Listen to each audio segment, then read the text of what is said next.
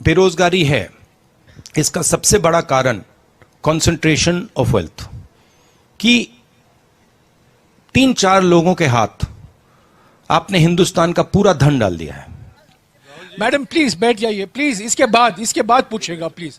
अगर आपको सवाल पूछना है चलिए राहुल जी के साथ, दोपहर को चलिए उनके साथ please। अच्छा, आपका प्रॉमिस किया था मैंने, फुलफिल हो गया।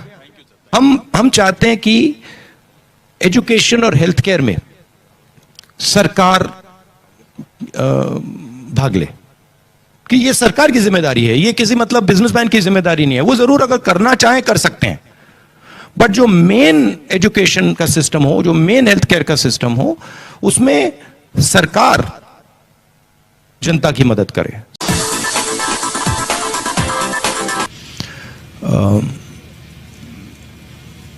जब यात्रा शुरू हुई थी तो मीडिया ने कहा था केरला में तो यात्रा सक्सेसफुल रहेगी, मगर कर्नाटक में प्रॉब्लम आएगी। फिर हम कर्नाटक गए, मीडिया ने कहा साउथ इंडिया में तो यात्रा अच्छी चलेगी, मगर साउथ के निकलने में प्रॉब्लम होगी। फिर तेलंगाना आंध्रा में वही हुआ, वही जो कर्नाटक में हुआ। फिर हम महाराष्ट्र में आए तो फिर मीडिया ने कहा हिंदी बेल्ट में प्रॉब्लम होगी, महाराष्ट्र में हाँ यात्रा बहुत बड़ी हुई, बहुत बढ़िया हुई। अब मध्य प्रदेश में आए, अब मीडिया कह रही है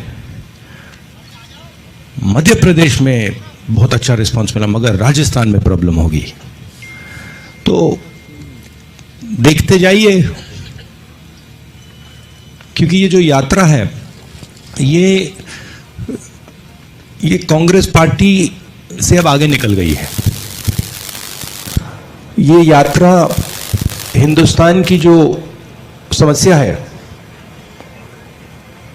हिंदुस्तान के दिल में, हिंदुस्तान की आत्मा में जो आवाज है, अब ये यात्रा उसको उठा रही है। तो ये कहां पहुंचेगी कहां नहीं पहुंचेगी अब कोई नहीं बोल सकता है। धन्यवाद। नई दुनिया से कपिश दुबे, माइक दीजिएगा जल्दी अमरीश। अच्छा, इसमें दूसरी चीज बड़ी इंटरेस्टिंग है, मैं कह रहा हूं और मैं दोहराता जाता हूं कि इस यात्रा में किसी को थकान नहीं हो रही है, किसी को नहीं हो रही है। जो भी चल रहा है, नहीं अजीब सी, आपको अजीब नहीं लगता? तो अजीब सी बात है, इस यात्रा में जो भी चल रहा है, चाहे वो 10 किलोमीटर चल रहा है, 25 किलोमीटर चल रहा है, जो भी जितना भी चल रहा है, थकान किसी को नहीं हो रही है। आज एक लड़की आई मेरे पास और मुझे उसने कहा कि जैसे ही मैंने यात्रा शुरू की, पहले 15 मिनट मैंने सोचा मैं कैसे चल पाऊंगी, और 15-20 मिनट बाद जो भी मेरे माइंड में थकान थी, जो भी डर था, वो निकल गया। तो ये बड़ी इंटरेस्टिंग बात है। नई दुनिया से कपिश दुबे। राहुल जी नमस्कार। इसी महीने सुप्रीम कोर्ट का एक फैसला आया है ईडब्ल्यूएस आरक्षण को लेके। सुप्रीम कोर्ट का एक फैसला है ईडब्ल्यूएस आरक्षण को लेके, जिसमें जो गरीब सवर्ण हैं जिन्हें ईडब्ल्यूएस के तहत आरक्षण दिया जाता है, उसको आगे बढ़ाने पर सहमति दी गई थी। लेकिन कांग्रेस के ही एक नेता हैं जिन्होंने इसके अगेंस्ट में पुनर्विचार याचिका दायर की है। तो आप इस यात्रा में सभी वर्गों को जोड़ने और सभी को समान अधिकार देने की बात कर रहे हैं, तो इस फैसले को लेके आपके क्या विचार हैं? देखिए, मैं इस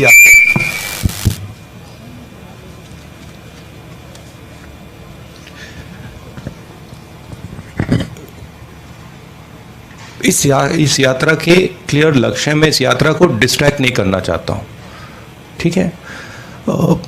इस यात्रा के पीछे सोच है, सबसे पहले जो हिंदुस्तान में नफरत, हिंसा और डर फैलाया जा रहा है, उसके सामने खड़े होना। और इसका सेंट्रल आइडिया कि जनता की आवाज जो है उसको सुनना सबसे जरूरी चीज है। उसके बाद जो देश में बेरोजगारी, Kamal there some interference taking place here. ये साउंड वाला कौन है? वॉल्यूम का देखो, ये सब मोबाइल बंद करिए। भैया मोबाइल हटा दीजिए, ऑफ कर दीजिए ऑफ प्लीज। कर दीजिए, उसमें मैसेज जेपी आते जी हैं ऑफ फिर कर उसमें दीजिए आता है। Please mobile.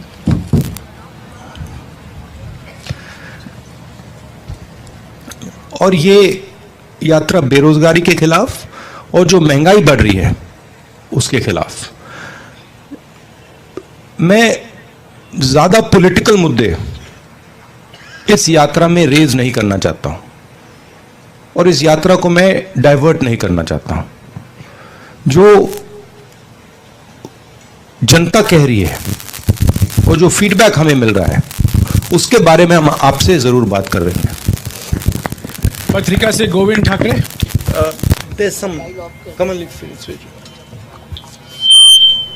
नमस्ते राहुल जी। मेरा सवाल आपकी यात्रा से ही जुड़ा हुआ है। भैया फोन ऑफ कर दीजिए प्लीज, आपका भी वही कर रहा है। जल्दी जल्दी पूछिए, समय निकल रहा है। जी जी। प्रॉब्लम नहीं। मेरा सवाल यात्रा से ही जुड़ा हुआ है। चूँकि आपने पीछे ब्रांडिंग भी लगाई है लेकिन उसमें कांग्रेस का जो सिंबल है वो नहीं है, तो क्या ये उम्मीद करते हैं आप कि इस यात्रा के माध्यम से वो संगठन, गैर राजनीतिक राजनीतिक संगठन जो आपको 2024 में किसी रूप में आज एक मैं आपको बताऊं, आज एक आरएसएस के व्यक्ति आए, मुझे उन्होंने कहा मैं आरएसएस का हूं, मैं यहां आपका स्वागत करने आया हूं। मैंने कहा ये जी जी जी। तो मेरा सवाल ये था कि इस यात्रा से आगे आपका जो लक्ष्य है, जिस तरह से रिस्पांस मिल रहा है, तो एक मजबूत प्रतिपक्ष की तरफ आप बढ़ेंगे आगे, ऐसा आप उम्मीद करके चलते हैं या भविष्य में? मैं मेरे साइड से ये मेरी जिम्मेदारी है और एक तरह से मेरी तपस्या है, ठीक है। जो तपस्या करता है वो इसलिए तपस्या नहीं, किसी कारण तपस्या नहीं करता है कि मैं वो चाहता हूं या वो चाहता हूं या वो चाहता हूं। मुझे कोई इंटरेस्ट नहीं है। मुझे लगा कि इस देश में जो नफरत और हिंसा फैलाई जा रही है वो इस देश के लिए खतरनाक है, इस देश को नुकसान पहुंचाएगी। और मैंने सोचा कि मेरी जिम्मेदारी क्या है, और मेरे दिमाग में आया कि मेरी जिम्मेदारी है कि मैं इस नफरत के खिलाफ, हिंसा के खिलाफ, डर के खिलाफ कुछ करूं। और ये जो आप देख रहे हैं, ये जो भारत जोड़ो यात्रा है वो ये है। और ये भावना सिर्फ मेरे में नहीं है, ये भावना बहुत सारे लोगों में है, कांग्रेसियों में है, नॉन कांग्रेसियों में है और बीजेपी के लोगों में भी है। बहुत सारे बीजेपी के लोग भी सोचते हैं कि जो देश में हो रहा है वो सही नहीं है। मीडिया के साथ जो हो रहा है, इंस्टीट्यूशंस के साथ जो हो रहा है, और जनता के साथ, गरीबों के साथ, किसानों के साथ, मजदूरों के साथ जो हो रहा है, जो कॉन्सेंट्रेशन ऑफ वेल्थ हो रहा है, भयंकर कॉन्सेंट्रेशन ऑफ वेल्थ हो रहा है, इसके खिलाफ बहुत सारे लोग हैं। मगर कुछ सोच कर नहीं किया मैंने कि इससे ये फायदा मिलेगा या ये फायदा मिलेगा। इससे मुझे कुछ ना मिले तब भी ये मेरी जिम्मेदारी है और इसको मैं करूंगा, पूरा करूंगा। धन्यवाद। दैनिक दोपहर से नवनीत शुक्ला, जल्दी दीजिएगा प्लीज। धन्यवाद। राहुल जी, मेरा एक बहुत छोटा सा सवाल है कि जिन लोगों ने कांग्रेस की सरकार पिछली बार गिरा दी, क्या उनके लिए अभी भी कांग्रेस के दरवाजे यथावत खुले रहेंगे या नहीं? ये सवाल आपको कांग्रेस प्रेसिडेंट और जो कांग्रेस की मध्य प्रदेश की लीडरशिप है उनसे पूछना चाहिए। मेरा ओपिनियन है, अगर वो लोग खरीदे गए हैं, पैसे से खरीदे गए हैं, तो उन पे कैसे कहा जाए, उन पर भरोसा नहीं करना चाहिए। टाइम्स ऑफ इंडिया से सागर चौक से। हेलो सर, योर मगर ये छोटा क्यों था? ये सवाल छोटा कैसे था? मैं सोच रहा था ये छोटा कैसे है। हाँ, मतलब इसको आप और लंबे तरीके से पूछ सकते थे। नहीं, आई अप्रिशिएट योर सेंसिटिविटी। आपकी जो सेंसिटिविटी है उसको अप्रिशिएट करता हूं मैं। नहीं, एक मिनट, एक सवाल का कोई सप्लीमेंट्री नहीं होगा प्लीज। हाँ जी, सागर चौक से please. Sir, purposes and aims of your yatra have been well conveyed because you have already told it multiple Sagar, one times. Second please. कोई वीडियो नहीं लेगा प्लीज, कोई फोटो नहीं लेगा, कोई रिकॉर्डिंग नहीं होगा प्लीज। आप अपना मोबाइल बंद कर दीजिएगा प्लीज। हाँ सागर।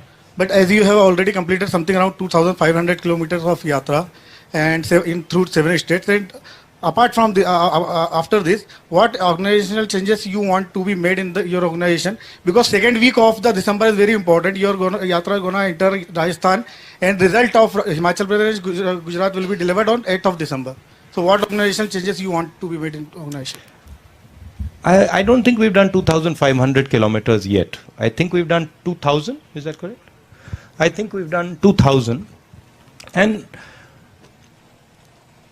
the spirit of the yatra is to make the country focus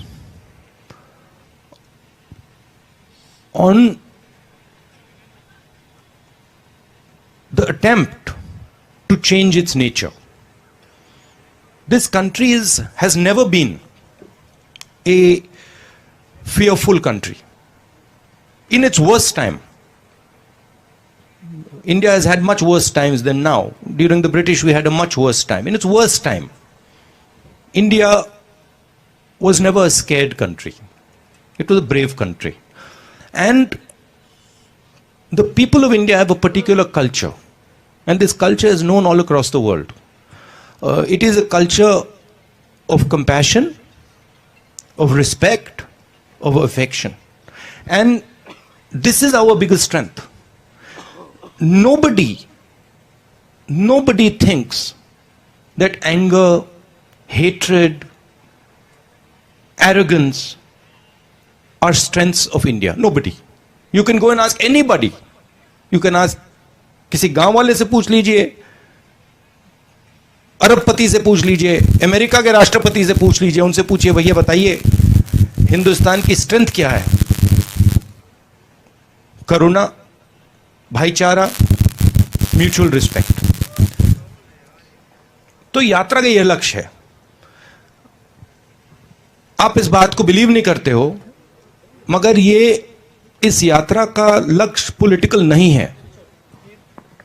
इस यात्रा का लक्ष्य देश को याद दिलाना, इस देश की नेचर क्या है, इस देश की संस्कृति क्या है, इस देश का इतिहास क्या है, इस देश का डीएनए क्या है, यह है इस यात्रा का लक्ष्य। अब उसमें पॉलिटिकल रिपरकशंस हों तो होंगे, मगर जिस स्थिति पे आज हिंदुस्तान है, अगर हम इस रास्ते पे चलते गए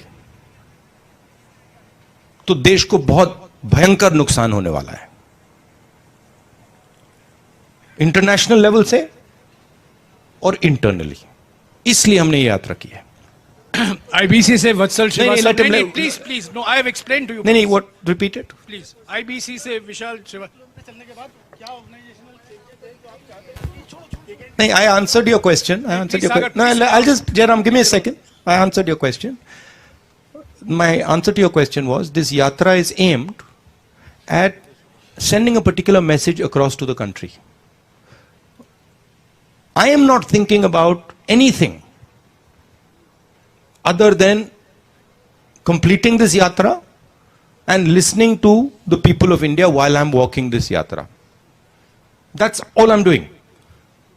Nothing else. I'm not thinking about Congress. I'm not thinking about organization. I'm not thinking about election. I'm not thinking about anything. This is, in my mind, this is tapasya. I'm not going to think about anything. This is my tapasya in my mind to stand up for the idea of India that is being attacked and destroyed. IBC से वत्सल श्रीवास्तव। राहुल जी नमस्कार। 2018 में आपकी सरकार बनी, यहाँ पे 15 महीने के बाद वो सरकार चली गई। परिस्थितियां बदली सर इस स्टेट की पॉलिटिकल पूरी तरीके से, और जब आप हिंदी हार्टलैंड में आ रहे थे तो क्या आपको उम्मीद थी कि इतना समर्थन या इतना उत्साह जो लोगों में मिला है आपको, वैसा मिल पाएगा यहाँ पे? मैं केरला से निकला तो मेरी माइंड में था कि भाई केरला को अब कोई नहीं हरा सकता। मतलब ये जो रिस्पांस मिला है केरला के बाद तो मिल ही नहीं सकता। महाराष्ट्र ने उनको गिरा दिया। और मैं सच बोलूं तो मुझे लग रहा है जो कल इंदौर में हुआ वो मैंने महाराष्ट्र में नहीं देखा। तो मुझे लग रहा है कि जो पब्लिक रिस्पांस मध्य प्रदेश में है वो बाकी स्टेटों से आगे है, ये मेरी फीलिंग है। और मध्य प्रदेश के लोगों के दिमाग में, माइंड में ये यात्रा बहुत गहरी घुस गई है। डिजियाना, एक मिनट, नहीं प्लीज, मैंने आपको बार बार समझाया, नो सप्लीमेंट्री। डिजियाना से अरविंद तिवारी, जल्दी बोलिए। नहीं प्लीज बैठिए, प्लीज। राहुल जी, मैं आपसे गुजारिश करूंगा प्लीज सप्लीमेंट्री मत लीजिएगा। ओके। अरविंद तिवारी।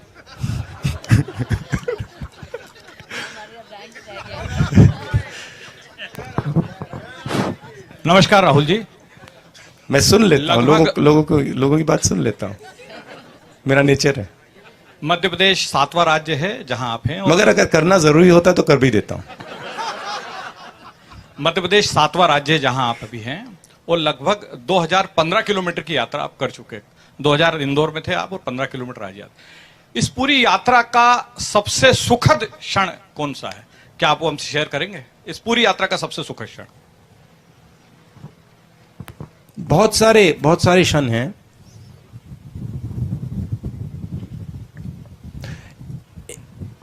एक नहीं कह सकता हूं।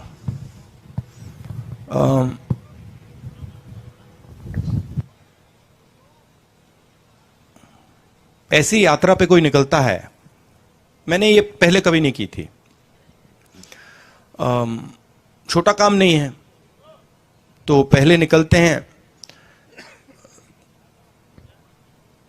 पहले 5-10 दिन बाद पता लगता है कि भाई 3700 किलोमीटर चलने हैं।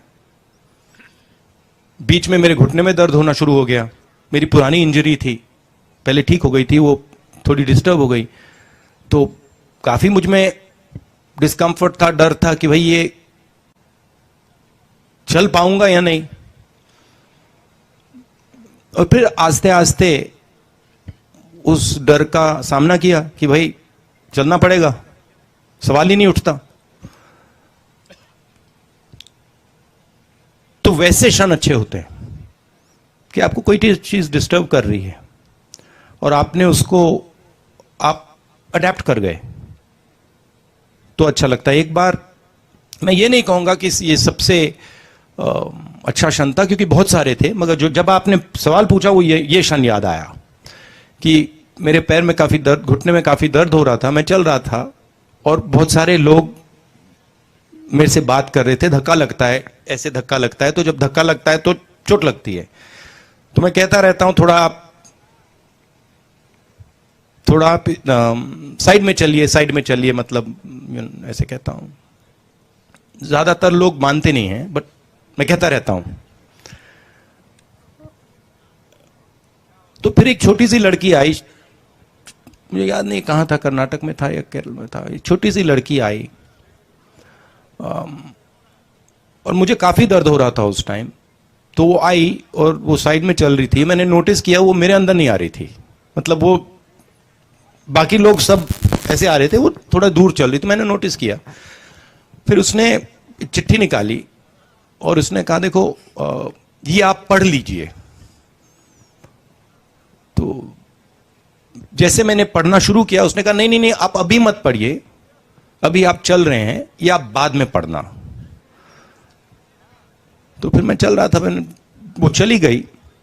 फिर मैंने वो चिट्ठी, थोड़ी देर बाद मैंने सोचा देखो मैं देख ही लेता हूं क्या है उसमें, क्योंकि जिस भावना से उसने मुझे बोला, छोटी सी लड़की थी, शायद 6 साल की 7 साल की लड़की, जिस भावना से उसने मुझे बोला मुझे अच्छा लगा कि ये इसमें कुछ है।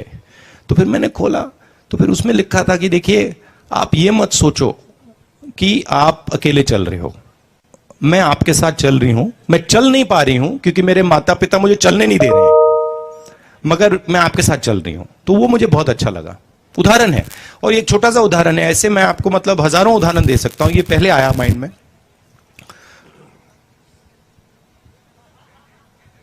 राहुल जी अलग से उदाहरण बाद में दीजिएगा क्योंकि 10 मिनट बाकी यस है। Yes yes yes Madhya Pradesh news से महेंद्र संगेरा। राहुल जी इसके बारे में एक किताब लिखेंगे, वो सब उदाहरण नहीं, मैं आपको बड़ी इंटरेस्टिंग बात बताता हूं। जैसे यात्रा में क्या क्या हो रहा है, मैं 2-3 चीजें आपको बताता हूं जयराम जी, आपकी परमिशन से। तो एक तो चल रहे हैं, और जैसे मैंने आपको कहा किसी का दर्द होता है तो उसका सामना करना पड़ता है। दूसरी बड़ी इंटरेस्टिंग बात होती है कि पेशेंस जो होती है वो ड्रामेटिकली इंक्रीज हो रही है। कि अगर मैं पहले 1-2 घंटे में इरिटेट हो जाता था, अब मैं 8 घंटे में इरिटेट नहीं होता हूं। नहीं, आप हंस रहे हो, मगर ये बहुत बड़ी इंटरेस्टिंग चीज है। क्योंकि अब मुझे यहां धक्का लग जाए, पीछे से खींच लिया, मुझे कुछ फर्क नहीं पड़ता। तो ये दूसरी बड़ी इंटरेस्टिंग चीज है कि जो पेशेंस है वो बढ़ रही है। और तीसरी बात है कि सुनने का तरीका बदल गया है। तो अब अगर कोई व्यक्ति आता है, जिस प्रकार से मैं उसकी आवाज को सुनता हूं उसका नेचर बदल गया है। मैं ज्यादा उसकी ओर से आवाज को सुनता हूं, मैं अपनी ओर से नहीं, मैं यहां से नहीं देखता हूं, मैं उधर से देखता हूं। तो ये मुझे लग रहा है काफी फायदेमंद चीजें हैं। हाँ राहुल जी, मेरा सवाल ये था कि आपने 2 इश्यूज को रेज किया है भारत जोड़ो यात्रा के दौरान, महंगाई और बेरोजगारी। तो बेरोजगारी के मामले में जब हम देखते हैं तो प्राइम मिनिस्टर कहते हैं कि आत्मनिर्भर भारत हो रहा है, प्राइम मिनिस्टर कहते हैं कि एंटरप्रेन्योरशिप को हम बढ़ावा दे रहे हैं। यदि कांग्रेस के पास एक अवसर दिया जनता ने तो ऐसा कौन सा फॉर्मूला होगा कि इस बेरोजगारी को दूर करने के लिए आप उसको लागू करेंगे ताकि सही मायनों में आज का जो युवा है, जो भटक रहा है, जो नौजवान है, उसको रोजगार मिल पाए? क्या फॉर्मूला कांग्रेस के पास है? सबसे पहले ये जो बेरोजगारी है, इसका सबसे बड़ा कारण कंसंट्रेशन ऑफ वेल्थ, कि 3-4 लोगों के हाथ आपने हिंदुस्तान का पूरा धन डाल दिया है। जो भी वो करना चाहते हैं, जो भी बिजनेस वो चाहते हैं, वो कर सकते हैं। और हर इंडस्ट्री में वो एक के बाद एक मोनोपोलीज क्रिएट कर रहे हैं। आप हिंदुस्तान के सब इंडस्ट्रीज देख लीजिए, आपको मोनोपोली दिखेगी। टेलीकॉम, रिटेल, इंफ्रास्ट्रक्चर, सब जगह, एयरपोर्ट, स्पोर्ट्स, सब में आपको मोनोपोली दिखेगी। मोनोपोली का क्या मतलब है? मोनोपोली का मतलब है जो स्मॉल एंड मीडियम बिजनेसेस हैं, जो ग्रो कर सकते हैं, उनको आपने खत्म कर दिया। तो जो ग्रोथ पोटेंशियल है, ग्रोथ पोटेंशियल स्मॉल और मीडियम में है, ग्रोथ पोटेंशियल लार्ज में नहीं है। साइज लार्ज में है but growth potential small and medium है, उसको आपने खत्म कर दिया है। और ये आप किसी भी स्मॉल एंड मीडियम बिजनेसमैन से पूछ लीजिए, जीएसटी और नोटबंदी ने क्या किया, वो बता देंगे आपको।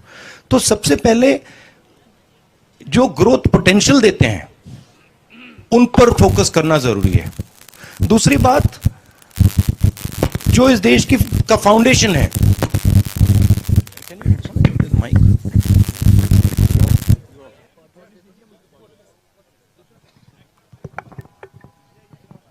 जो इस देश की नींव है, जो किसान हैं, उनको बिल्कुल छोड़ दिया है।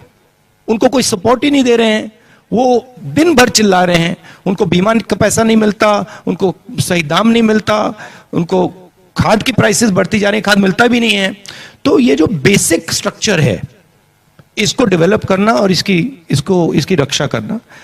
दूसरी बात, जो ब्लेटेंट प्राइवेटाइजेशन हो रहा है, इंडस्ट्री का, स्कूल्स का, कॉलेजेस का, यूनिवर्सिटीज का, हॉस्पिटल्स का, हमारी सोच इसके बारे में फर्क है। हम चाहते हैं कि एजुकेशन और हेल्थ केयर में सरकार भाग ले, कि ये सरकार की जिम्मेदारी है, ये किसी मतलब बिजनेसमैन की जिम्मेदारी नहीं है। वो जरूर अगर करना चाहे कर सकते हैं, बट जो मेन एजुकेशन का सिस्टम हो, जो मेन हेल्थ केयर का सिस्टम हो, उसमें सरकार जनता की मदद करे, सरकार जनता को सपोर्ट करे। इसका मतलब उसमें ज्यादा पैसा डाले, ठीक है? तो ये बेसिक फर्क है। बट मेन फर्क, हिंदुस्तान को चलाना एक डायनामिक काम है। और उसमें सबसे जरूरी काम जनता के दिल में क्या है, चाहती क्या है, उस आवाज को सुनना। तो आप अगर जनता की आवाज को सुनोगे तो आपको इंडिकेशन मिल जाएगा। जैसे मुझे याद है यूपीए की सरकार थी, हमने मनरेगा किया और मजदूरों की मदद की, और 1-2 साल बाद हमारे पास किसान आए और उन्होंने बहुत अच्छी तरह हमें समझाया कि देखिए, आपने मजदूरों की मदद की, उनका रेट बढ़ गया, हमारा कॉम्पेंसेशन क्या है, हमें भी कॉम्पेंसेशन मिलना चाहिए। और जैसे उन्होंने ये रैशनल बात हमें बताई, हमने उसको एक्सेप्ट किया और हमने कर्जा माफ किया। तो मेरा कहना है कि ये देश डायनामिक देश है, इसको आप किसी रिजिड स्ट्रक्चर के साथ नहीं चला सकते। और बीजेपी इस देश की आवाज नहीं सुन रही, आरएसएस बीजेपी इस देश की आवाज नहीं सुन रही है, और वो रिजिड तरीके से देश को चला रहे हैं। उनके जो आइडिया है, उनकी जो सोच है, उससे वो चला रहे हैं। देश हिंदुस्तान की सोच से चलना चाहिए, सरकार की सोच से नहीं चलना चाहिए। इसलिए जैसे मैंने जयराम रमेश जी ने मुझे डायरेक्शन दिया, मुझे एडवाइस दी, मैंने सुना। नहीं, बहुत जरूरी बात है, बहुत जरूरी बात है। और मैं सिर्फ जयराम रमेश जी की बात नहीं कर रहा हूं, जो भी मुझे कुछ कहता है मैं सुनता हूं, कहता हूं ठीक है, इसमें लॉजिक है तो करना चाहिए। Thank you. आपने कहा, मैडम प्लीज मैं मौका दूंगा, आप बैठे रहिए प्लीज। मैं नियम अनुसार ये प्रेस कॉन्फ्रेंस चला रहा हूं, सबको मौका दे रहा हूं। राहुल जी विस्तार से जवाब दे रहे हैं, मैं उनसे रिक्वेस्ट करूंगा, राहुल जी आपकी अनुमति से इस प्रेस कॉन्फ्रेंस को और 5-7 मिनट और बढ़ा दें, क्योंकि 8-9 और सवाल पूछने वाले हैं, जल्दी से जल्द। अगर आपके जवाब संक्षिप्त में होंगे तो 3 सवाल ले लीजिए। ठीक है। पीटीआई से मनीष श्रीवास्तव। देखिए कांग्रेस पार्टी का कॉम्प्रोमाइज देखा आपने? नमस्कार। ये वहां नहीं होता। सबसे पहले वहां पे तो सवाल एक भी नहीं पूछा जाएगा, मतलब चांस ही नहीं है। नमस्कार राहुल जी। राहुल जी, मैं आपसे पूछना चाहता हूं कि आपको भी पता है, अगर मैं कुछ नई बात नहीं कह रहा हूं, कि दिल्ली पे सत्ता का रास्ता जो है वो उत्तर प्रदेश होके जाता है, और मोदी जी भी इस बात को समझे और वो वाराणसी गए चुनाव लड़ने और वहां से कंसोलिडेट की पोजीशन और वहां पहुंचे। My question is, if given an opportunity, will you be contesting again from Amethi? See, once again, these are all attempts to distract from the main idea. You want the newspapers tomorrow to say either Rahul Gandhi contests from Amethi or Rahul Gandhi does not contest from Amethi. I want the newspapers to say Bharat Jodo Yatra, the ideas of Bharat Jodo Yatra, the philosophy behind Bharat Jodo Yatra. So the answer to your question will come maybe in a year or year and a half. Madhya Pradesh स्थित पत्रकारों से मैंने 10 सवाल लिए हैं, माफ कीजिएगा, और 2-3 सवाल नहीं ले सकता हूं। मैं अभी दिल्ली स्थित पत्रकारों से सवाल लूंगा। राहुल जी ने वादा किया था न्यूज़ 24 को कि तेलंगाना में आए थे, उनको मौका नहीं मिला। रमन झा, आपको कहा था राहुल जी ने कि आप यहां पूछ सकते हैं। मैडम प्लीज बैठ जाइए, प्लीज। इसके बाद पूछेगा प्लीज। अगर आपको सवाल पूछना है, चलिए राहुल जी के साथ, दोपहर को चलिए उनके साथ। अच्छा, आपका प्रॉमिस किया था मैंने, फुलफिल हो गया? राहुल जी, यात्रा 5 तारीख को राजस्थान पहुंचेगी, और राजस्थान में जो राजनीतिक हालात है वो आपसे भी वाकिफ है, आप भी वाकिफ हैं उससे। जिस तरीके से अशोक गहलोत ने सचिन पायलट को गद्दार कहा, क्या आप भी मानते हैं कि इस बात को, क्या उन्होंने गद्दारी की है? देखिए, मैं इसमें जाना नहीं चाहता हूं कि किसने क्या कहा, ठीक है? ये दोनों नेता कांग्रेस पार्टी के एसेट्स हैं, मगर मैं आपको एक बात की गारंटी दे सकता हूं कि भारत जोड़ो यात्रा पर इसका कोई असर नहीं पड़ने वाला है। सुप्रिया भारद्वाज, आज तक।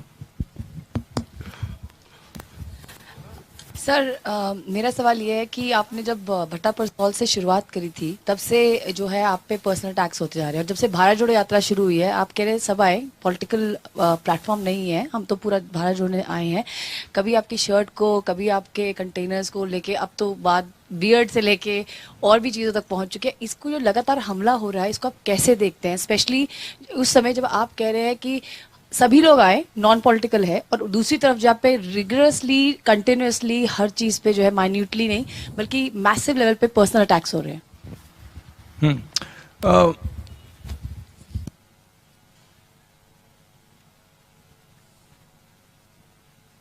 बीजेपी की प्रॉब्लम क्या है मैं आपको बता देता हूं। प्रॉब्लम यह है, और इस यात्रा ने इसको मैं कह सकता हूं छोटी तरीके से दिखाया है, बड़ी तरीके से नहीं दिखाया, छोटी तरीके से दिखाया, क्योंकि मैंने शुरुआत की है। बीजेपी का प्रॉब्लम है कि उन्होंने हजारों करोड़ रुपए मेरी इमेज को खराब करने में लगा दिए हैं, और मेरी एक यहां पे उन्होंने इमेज बना दी है। अब लोग सोचते हैं कि ये मेरे लिए नुकसानदायक है, मगर एक्चुअली ये मेरे लिए फायदेमंद है। क्यों? क्योंकि सच्चाई मेरे हाथ में है, और सच्चाई को छुपाया नहीं जा सकता है।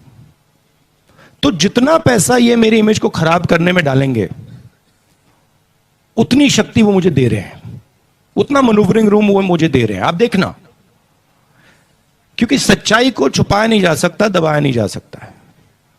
और जहां तक पर्सनल अटैक्स की बात है, पर्सनल अटैक्स इसलिए आते हैं क्योंकि व्यक्ति राजनीतिक पोजीशन लेता है। अगर आप बड़ी शक्तियों से लड़ोगे तो पर्सनल अटैक आएगा। अगर आप किसी शक्ति से लड़ नहीं रहे हो, अगर आप ऐसी फ्लोट कर रहे हो, तो पर्सनल अटैक नहीं आएगा। तो मैं जानता हूं जब मेरे पर पर्सनल अटैक आता है तो मैं सही काम कर रहा हूं, मैं सही डायरेक्शन पे चल रहा हूं। तो एक तरीके से ये जो पर्सनल अटैक होती है, ये जो पैसा बीजेपी मेरी इमेज को खराब करने में डालती है, ये एक प्रकार से मेरा गुरु है।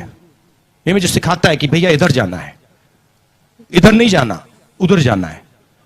क्योंकि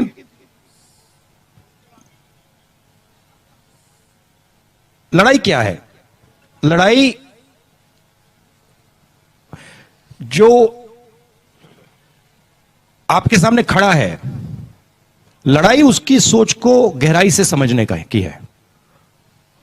ठीक है? और मैं आस्ते आस्ते आस्ते आस्ते आस्ते आस्ते आरएसएस और बीजेपी की सोच को बहुत गहराई से समझने लगा हूं।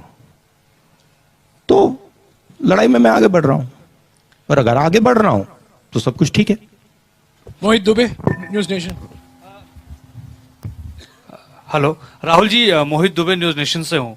लगातार आप कह रहे हैं कि भारत जोड़ो यात्रा के माध्यम से हम नफरत खत्म करेंगे, संविधान बचाओ की बात कर रहे हैं, लेकिन वही भारतीय जनता पार्टी लगातार कॉमनवेल्थ कोड की बात कर रही है। आप कह रहे हैं कि हम एकता की बात कर रहे हैं, अनेकता की बात कर रहे हैं। वो कॉमनवेल्थ कोड गुजरात विधानसभा चुनाव में लेकर आ रहे हैं, इससे पहले उत्तराखंड विधानसभा चुनाव में लेकर आए। कितना बड़ा असर पड़ेगा आने वाले वक्त में? उनको जो करना है उनको करना है, हमें जो करना है हमें करना है। हमारा डायरेक्शन क्लियर है, उनका डायरेक्शन क्लियर है। हम जानते हैं हमें क्या करना है, किन किन लोगों की मदद करनी है, किन की रक्षा करनी है, हम जानते हैं। ठीक है? और हम अपना काम कर रहे हैं। सिद्धार्थ शर्मा, ANI। सर, आप तमिलनाडु से शुरुआत करी और आप मध्य प्रदेश तक आ गए। लगभग काफी लंबा यात्रा का आपने तय कर ली है। सेंस क्या लगी है आपको इस यात्रा से? राहुल गांधी ने क्या जो है सोच आपको मिली है लोगों की? क्योंकि जब से आपने भाई साहब, राहुल गांधी को मैंने बहुत सालों पहले छोड़ दिया है। सर, मेरा सवाल यह है कि इस मास कनेक्ट प्रोग्राम, राहुल गांधी आपके दिमाग में है, मेरे दिमाग में है ही नहीं। बात समझो सर। Try and understand. आप अपने देश की, ये देखो ताली बज रही है, समझ गए आप? समझ गए? एक बंदा समझ गया। सर, आपकी देश की फिलॉसफी है ये, इसको समझो आप, फायदा होगा। सर सवाल यही है कि जो आपका आपका जवाब मिल गया। आपका जवाब मिल गया। सवाल तो पूछ ही नहीं पाया था। नहीं, सवाल हो गया। सोहेल हमीद, ये जो मास कनेक्ट प्रोग्राम है, ये आपको बहुत पहले नहीं शुरू कर देना चाहिए था? चीजें समय से ही होती हैं। जब टाइम आता है तो बात बनती है, उससे पहले नहीं होता। मैंने सोचा था, सबसे पहले मैंने यह यात्रा, जब मैं एग्जैक्टली याद नहीं, बट 25-26 साल का था। फिर मैंने इसकी, जयराम जी को भी नहीं मालूम, मगर इसकी मैंने डिटेल्ड प्लानिंग 1 साल पहले की थी, और फिर कोरोना के कारण, किसी और कारण नहीं हुआ। इस यात्रा के लिए सबसे अच्छा समय अभी है। आखिरी सवाल सोहेल हमीद, दैनिक हिंदुस्तान। यादव राहुल जी, मेरा आपसे सवाल ये है कि आज जैसा उन्होंने सवाल पूछा कि राहुल गांधी कितने बदले हैं, तो मैं यही सवाल पूछना आपसे चाह रहा था कि सार्वजनिक जीवन में क्या बदलाव आएगा आपके इस यात्रा के बाद? नहीं, देखिए, हर जीव बस बदलता ही रहता है। सिर्फ आरएसएस के लोग सोचते हैं कि जीव बदलता नहीं है, मगर अगर आप देखें तो हर जीव सीखता है, बदलता है, समझता है, नहीं समझता है। तो ये तो कांस्टेंट प्रोसेस है, इसको इम्परमानेंस कहते हैं। राहुल जी, 40 मिनट में आपने 17 सवाल लिए हैं। कुछ लोग 17 सालों में एक सवाल भी अभी कोई न्यूमरोलॉजिस्ट कहेगा नहीं 17 अनलकी है, 18 करो। अभी सवाल का वक्त हो चुका है, प्लीज। अभी सवाल जवाब का वक्त हो चुका है। नमस्ते राहुल जी, इत्तेफाक है कि आज 28 नवंबर है। 28 नवंबर 2018 को मध्य प्रदेश के चुनाव हुए थे। 56 सीटें बढ़ी थी, 4.6% वोट परसेंट बढ़ा था। उसके बाद सरकार नहीं संभाल पाए थे। आज 28 नवंबर है, एक मोमेंट दिख रहा है, एक मोमेंटम दिख रहा है भारत जोड़ो यात्रा से। इसको बरकरार रखना कैसे संभव हो पाए? भैया, मैं न्यूमरोलॉजी में तो बिलीव नहीं करता हूं, तो नंबर्स पे इन चीज़ों को मैं बेस नहीं करता हूं। बट मैं आपको ये कह सकता हूं कि कन्याकुमारी से मध्य प्रदेश तक जनता का प्यार, भरोसा, जनता की शक्ति इस यात्रा को मिली है। जब यात्रा शुरू हुई थी तो मीडिया ने कहा था केरला में तो यात्रा सक्सेसफुल रहेगी, मगर कर्नाटक में प्रॉब्लम आएगी। फिर हम कर्नाटक गए, मीडिया ने कहा साउथ इंडिया में तो यात्रा अच्छी चलेगी, मगर साउथ के निकलने में प्रॉब्लम होगी। फिर तेलंगाना, आंध्रा में वही हुआ, वही जो कर्नाटक में हुआ। फिर हम महाराष्ट्र में आए तो फिर मीडिया ने कहा हिंदी बेल्ट में प्रॉब्लम होगी, महाराष्ट्र में हाँ यात्रा बहुत बड़ी हुई, बहुत बढ़िया हुई। अब मध्य प्रदेश में आए, अब मीडिया कह रही है मध्य प्रदेश में बहुत अच्छा रिस्पांस मिला, मगर राजस्थान में प्रॉब्लम होगी। तो देखते जाइए, क्योंकि ये जो यात्रा है ये कांग्रेस पार्टी से अब आगे निकल गई है। ये यात्रा हिंदुस्तान की जो समस्या है, हिंदुस्तान के दिल में, हिंदुस्तान की आत्मा में जो आवाज है, अब ये यात्रा उसको उठा रही है। तो ये कहां पहुंचेगी, कहां नहीं पहुंचेगी, अब कोई नहीं बोल सकता है। धन्यवाद। नई दुनिया से कपिश दुबे, माइक दीजिएगा जल्दी अमरीश। अच्छा, इसमें दूसरी चीज बड़ी इंटरेस्टिंग है, मैं कह रहा हूं और मैं दोहराता जाता हूं कि इस यात्रा में किसी को थकान नहीं हो रही है, किसी को नहीं हो रही है। जो भी चल रहा है, नहीं अजीब सी, आपको अजीब नहीं लगता? तो अजीब सी बात है, इस यात्रा में जो भी चल रहा है, चाहे वो 10 किलोमीटर चल रहा है, 25 किलोमीटर चल रहा है, जो भी जितना भी चल रहा है, थकान किसी को नहीं हो रही है। आज एक लड़की आई मेरे पास और मुझे उसने कहा कि जैसे ही मैंने यात्रा शुरू की, पहले 15 मिनट मैंने सोचा मैं कैसे चल पाऊंगी, और 15-20 मिनट बाद जो भी मेरे माइंड में थकान थी, जो भी डर था, वो निकल गया। तो ये बड़ी इंटरेस्टिंग बात है। नई दुनिया से कपिश दुबे। राहुल जी नमस्कार। इसी महीने सुप्रीम कोर्ट का एक फैसला आया है EWS आरक्षण को लेके। सुप्रीम कोर्ट का एक फैसला है ईडब्ल्यूएस आरक्षण को लेकर, जिसमें जो गरीब सवर्ण हैं जिन्हें ईडब्ल्यूएस के तहत आरक्षण दिया जाता है उसको आगे बढ़ाने पर सहमति दी गई थी। लेकिन कांग्रेस के ही एक नेता हैं जिन्होंने इसके अगेंस्ट में पुनर्विचार याचिका दायर की है। तो आप इस यात्रा में सभी वर्गों को जोड़ने और सभी को समान अधिकार देने की बात कर रहे हैं, तो इस फैसले को लेके आपके क्या विचार हैं? देखिए, मैं इस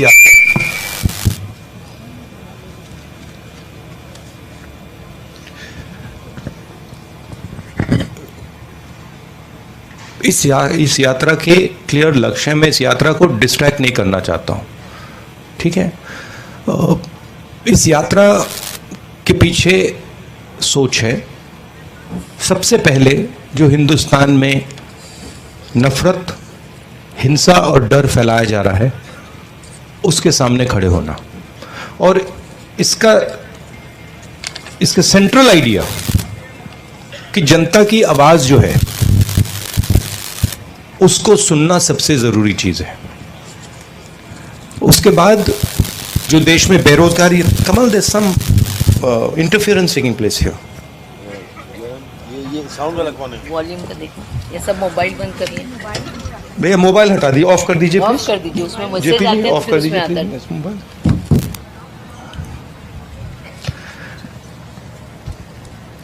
और ये यात्रा बेरोजगारी के खिलाफ और जो महंगाई बढ़ रही है उसके खिलाफ। मैं ज्यादा पॉलिटिकल मुद्दे इस यात्रा में रेज नहीं करना चाहता हूं और इस यात्रा को मैं डाइवर्ट नहीं करना चाहता हूं। जो जनता कह रही है और जो फीडबैक हमें मिल रहा है उसके बारे में हम आपसे जरूर बात कर रहे हैं। पत्रिका से गोविंद ठाकरे।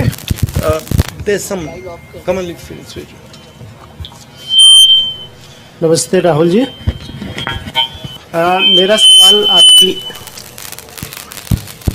आपकी यात्रा से ही जुड़ा हुआ है। भैया फोन ऑफ कर दीजिए प्लीज, आपका भी वही कर रहा है। जल्दी जल्दी पूछिए, समय निकल रहा है। जी जी, मेरा सवाल यात्रा से ही जुड़ा हुआ है। चूँकि आपने पीछे ब्रांडिंग भी लगाई है लेकिन उसमें कांग्रेस का जो सिंबल है वो नहीं है, तो क्या ये उम्मीद करते हैं आप कि इस यात्रा के माध्यम से वो संगठन, गैर राजनीतिक राजनीतिक संगठन जो आपको 2024 में किसी रूप में आज एक मैं आपको बताऊं, आज एक आरएसएस के व्यक्ति आए, मुझे उन्होंने कहा मैं आरएसएस का हूं, मैं यहां आपका स्वागत करने आया हूं।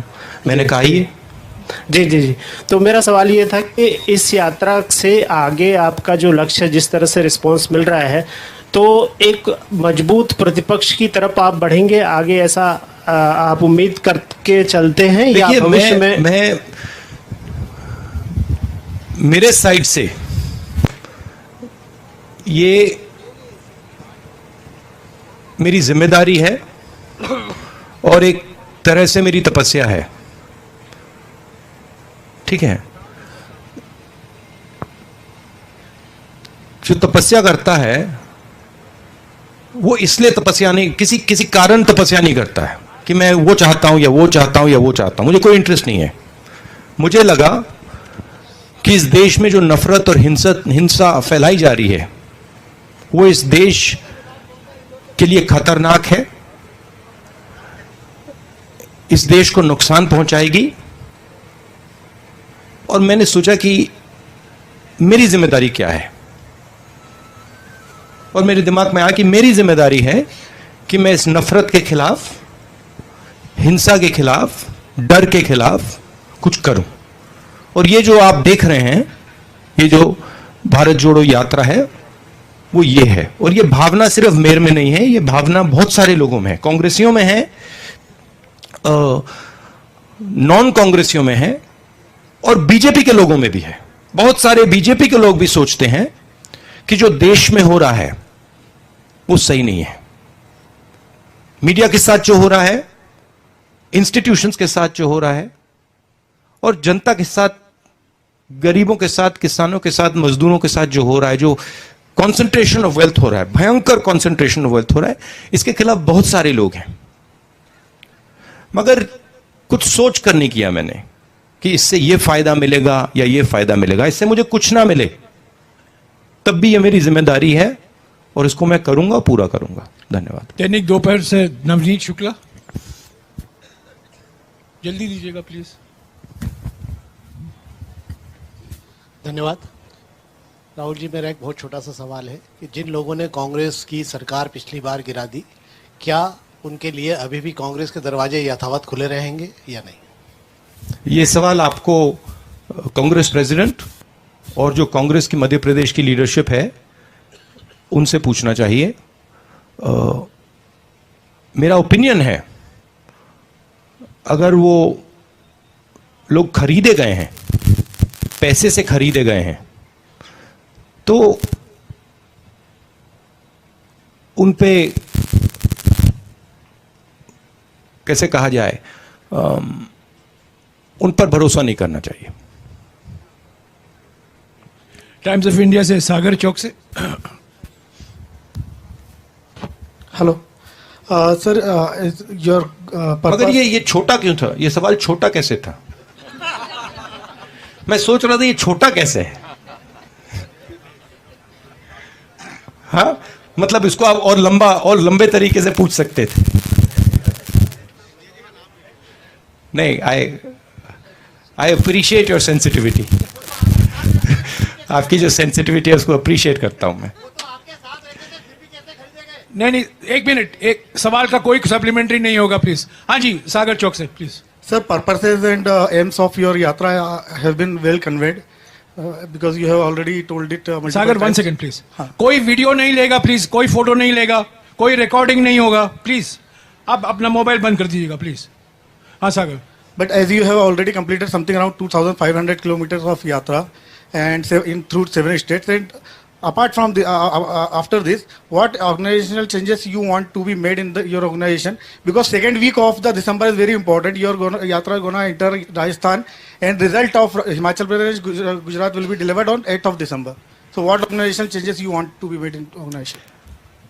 I don't think we've done 2,500 kilometers yet. I think we've done 2,000. Is that correct? I think we've done 2,000. And the spirit of the yatra is to make the country focus on the attempt to change its nature. This country has never been a fearful country. In its worst time, India has had much worse times than now. During the British, we had a much worse time. In its worst time, India was never a scared country. It was a brave country. And the people of India have a particular culture.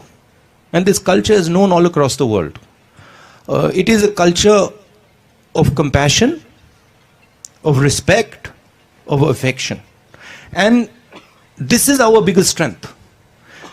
Nobody thinks that anger, hatred, arrogance are strengths of India. Nobody. You can go and ask anybody. You can ask किसी गांव वाले से पूछ लीजिए, अरबपति से पूछ लीजिए, अमेरिका के राष्ट्रपति से पूछ लीजिए, उनसे पूछिए भैया बताइए हिंदुस्तान की स्ट्रेंथ क्या है? करुणा, भाईचारा, म्यूचुअल रिस्पेक्ट।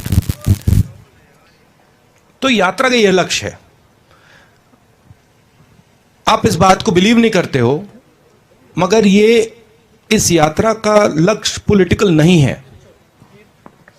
इस यात्रा का लक्ष्य देश को याद दिलाना, इस देश की नेचर क्या है, इस देश की संस्कृति क्या है, इस देश का इतिहास क्या है, इस देश का डीएनए क्या है, यह है इस यात्रा का लक्ष्य। अब उसमें पॉलिटिकल रिपरकशंस हों तो होंगे, मगर जिस स्थिति पे आज हिंदुस्तान है, अगर हम इस रास्ते पे चलते गए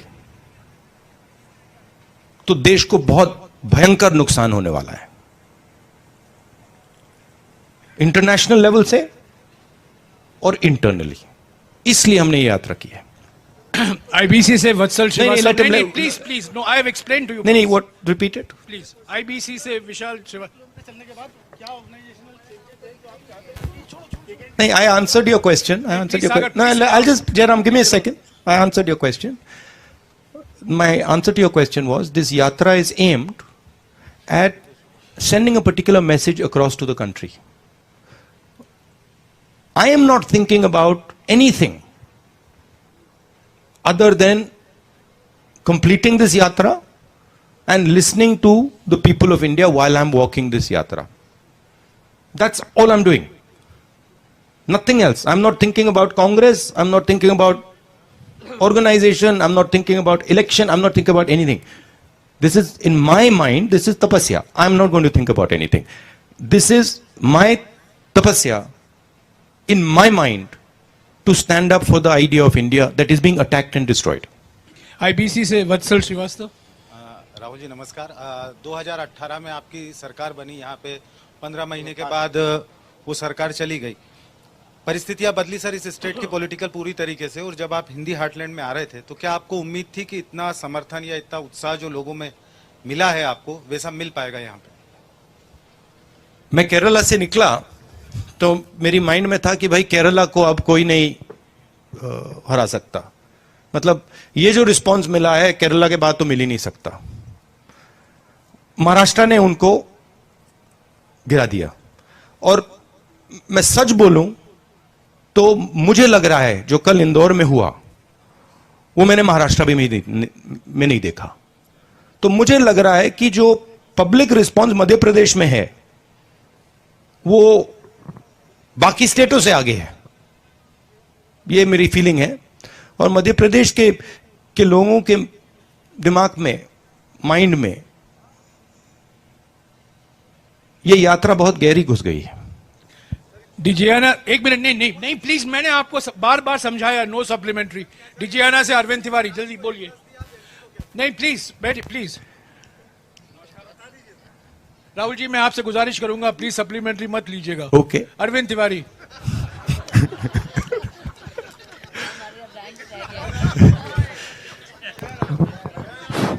नमस्कार राहुल जी। मैं सुन लेता हूं, लोगों की बात सुन लेता हूं, मेरा नेचर है। मध्य प्रदेश 7वां राज्य है जहां आप हैं, मगर अगर करना जरूरी होता तो कर भी देता हूं। मध्य प्रदेश 7वां राज्य है जहां आप अभी हैं, और लगभग 2015 किलोमीटर की यात्रा आप कर चुके। 2000 इंदौर में थे आप, और 15 किलोमीटर आज यात्रा। इस पूरी यात्रा का सबसे सुखद क्षण कौन सा है, क्या आप वो हमसे शेयर करेंगे? इस पूरी यात्रा का सबसे सुखद क्षण।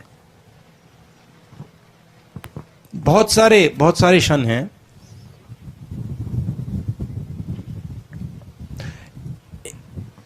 एक नहीं कह सकता हूं।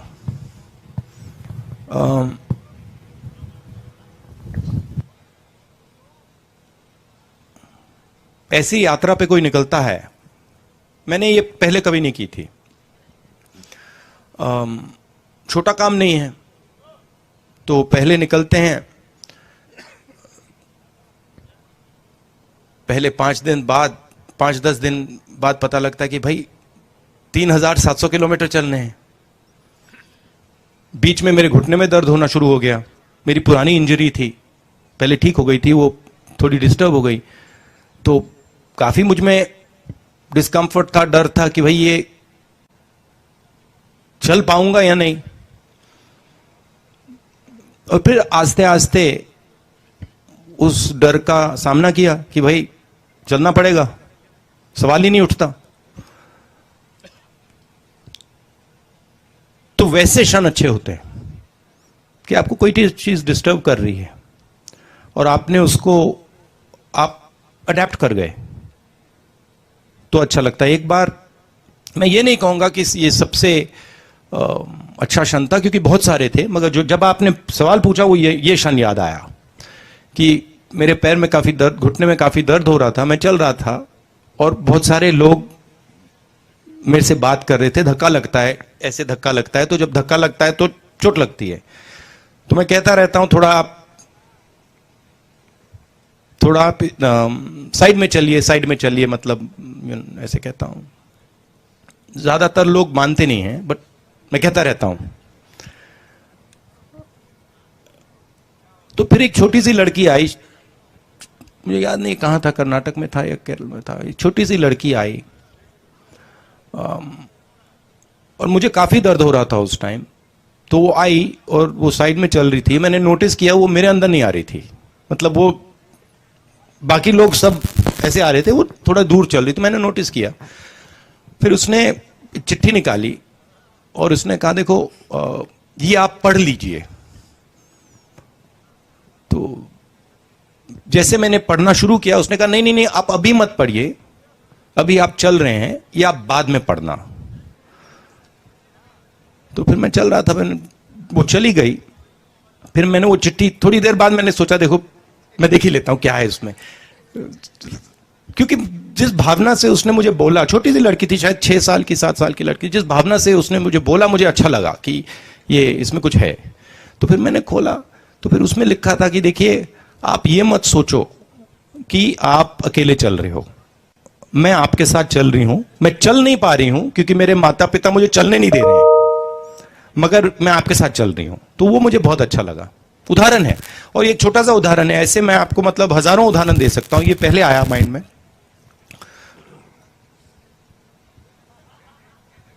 राहुल जी अलग से उदाहरण बाद में दीजिएगा क्योंकि 10 मिनट बाकी है। Yes yes yes. Madhya Pradesh news से महेंद्र संगेरा। राहुल जी इसके बारे में एक किताब लिखेंगे, सब उदाहरण नहीं, मैं आपको बड़ी इंटरेस्टिंग बात बताता हूं, जैसे यात्रा में क्या क्या हो रहा है। मैं 2-3 चीजें आपको बताता हूं जयराम जी आपकी परमिशन से। तो एक तो चल रहे हैं और जैसे मैंने आपको कहा किसी का दर्द होता है तो उसका सामना करना पड़ता है। दूसरी बड़ी इंटरेस्टिंग बात होती है कि पेशेंस जो होती है वो ड्रामेटिकली इंक्रीज हो रही है, कि अगर मैं पहले 1-2 घंटे में इरिटेट हो जाता था, अब मैं 8 घंटे में इरिटेट नहीं होता हूं। नहीं आप हंस रहे हो मगर ये बहुत बड़ी इंटरेस्टिंग चीज है, क्योंकि अब मुझे यहां धक्का लग जाए, पीछे से खींच लिया, मुझे कोई कुछ फर्क नहीं पड़ता। तो ये दूसरी बड़ी इंटरेस्टिंग चीज है कि जो पेशेंस है वो बढ़ रही है। और तीसरी बात है कि सुनने का तरीका बदल गया है। तो अब अगर कोई व्यक्ति आता है, जिस प्रकार से मैं उसकी आवाज को सुनता हूं उसका नेचर बदल गया है। मैं ज्यादा उसकी ओर से आवाज को सुनता हूं, मैं अपनी ओर से नहीं, मैं यहां से नहीं देखता हूं, मैं उधर से देखता हूं। तो ये मुझे लग रहा है काफी फायदेमंद चीजें हैं। हाँ राहुल जी, मेरा सवाल ये था कि आपने 2 इश्यूज को रेज किया है भारत जोड़ो यात्रा के दौरान, महंगाई और बेरोजगारी।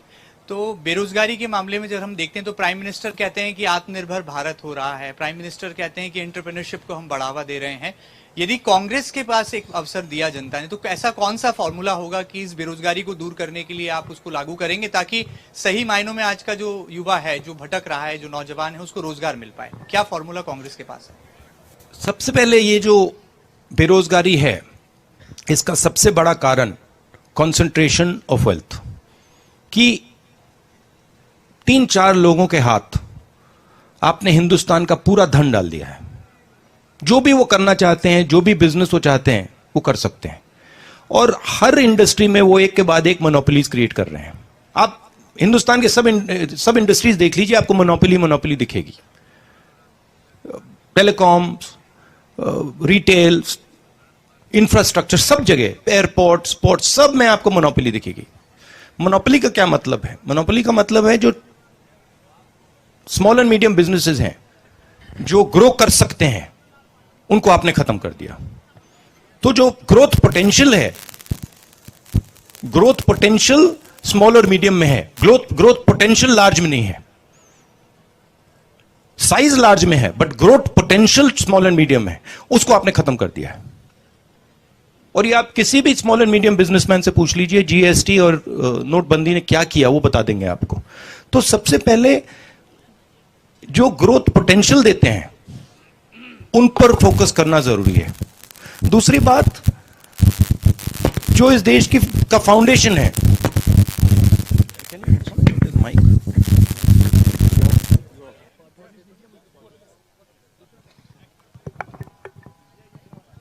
जो इस देश की नींव है, जो किसान हैं, उनको बिल्कुल छोड़ दिया है।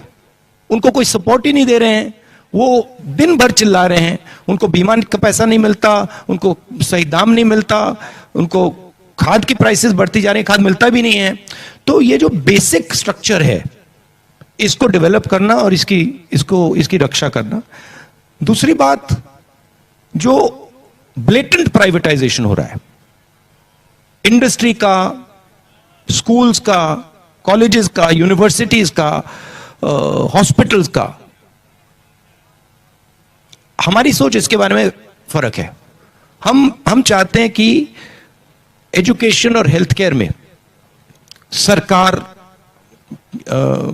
भाग ले, कि ये सरकार की जिम्मेदारी है, ये किसी मतलब बिजनेसमैन की जिम्मेदारी नहीं है। वो जरूर अगर करना चाहे कर सकते हैं, बट जो मेन एजुकेशन का सिस्टम हो, जो मेन हेल्थ केयर का सिस्टम हो, उसमें सरकार जनता की मदद करे, सरकार जनता को सपोर्ट करे। इसका मतलब उसमें ज्यादा पैसा डाले, ठीक है। तो ये बेसिक फर्क है। बट मेन फर्क, हिंदुस्तान को चलाना एक डायनामिक काम है, और उसमें सबसे जरूरी काम जनता के दिल में क्या है, चाहती क्या है, उस आवाज को सुनना। तो आप अगर जनता की आवाज को सुनोगे तो आपको इंडिकेशन मिल जाएगा। जैसे मुझे याद है, यूपीए की सरकार थी, हमने मनरेगा किया और मजदूरों की मदद की, और 1-2 साल बाद हमारे पास किसान आए और उन्होंने बहुत अच्छी तरह हमें समझाया कि देखिए, आपने मजदूरों की मदद की,